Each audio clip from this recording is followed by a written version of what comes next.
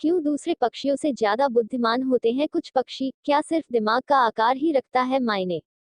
जिन पक्षियों के पैलियम में अधिक संख्या में न्यूरॉन्स होते हैं उनके अधिक बुद्धिमान होने की संभावना सबसे ज्यादा होती है।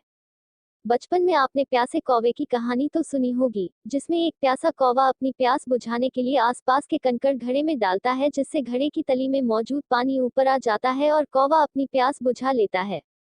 पर क्या आपने कभी सोचा है कि इस कहानी का पात्र कौवा ही क्यों है? उसकी जगह दूसरे पक्षी पर यह कहानी क्यों नहीं बनी?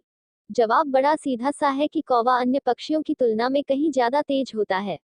लेकिन उसके बुद्धिमान होने के पीछे की क्या वजह है? यह एक ऐसी पहेली है जिसे लंबे समय से वैज्ञानिक हल करने की कोशिश कर रहे हैं और यह जानने का प्रयास कर रहे हैं कि क्यों कौवे और तोते जैसे कुछ पक्षी अन्य पक्षियों की तुलना में ज्यादा बुद्धिमान होते हैं और क्या सिर्फ उनके मस्तिष्क का आकार ही इसके लिए जिम्मेवार होता है।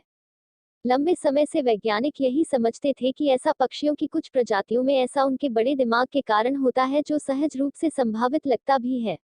पर यह इस पहेली का पूरा हल नहीं है। इस पर हाल ही में मैकगिल विश्वविद्यालय के शोधकर्ताओं द्वारा की गई एक नई रिसर्च से पता चला है कि ऐसा मस्तिष्क के विशिष्ट क्षेत्रों में अधिक संख्या में न्यूरॉन्स के कारण होता है। इस रिसर्च के निष्कर्ष जर्नल पैलियम में मौजूद न्यूरॉन्स की संख्या पर निर्भर करती है बुद्धिमत्ता।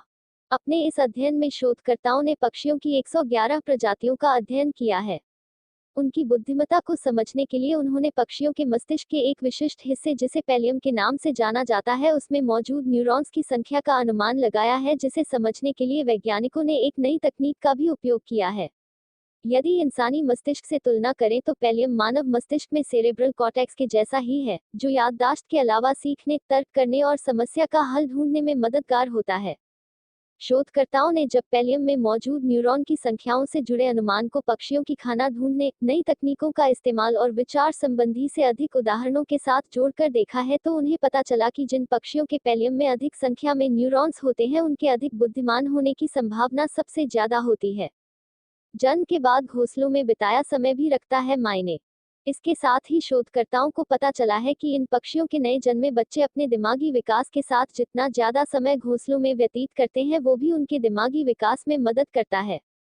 इस बारे में मैकगिल विश्वविद्यालय के प्रोफेसर लुई लेफेब्रे का कहना है कि नवजात बच्चे दिमागी विकास के साथ जितना ज्यादा समय घोंसलों में बिताते हैं वो उनकी बुद्धिमत्ता के विकास में महत्वपूर्ण भूमिका निभा सकता है। उनका कहना है कि कौवे और तोते जैसे बड़े पक्षियों की प्रजातियां, जो अपनी बुद्धिमत्ता के लिए जानी जाती हैं, वो घोंसले में कहीं ज्यादा समय बिताती हैं, जिससे उनके मस्तिष्क को विकसित होने और पैलियल न्यूरॉन्स को जमा करने के लिए अधिक। Hello friends, I ask everything except for Philadelphia Syracuse. Subscribe to you. Coming to you like to hear say anything I love you. Didn't feel like I'm okay.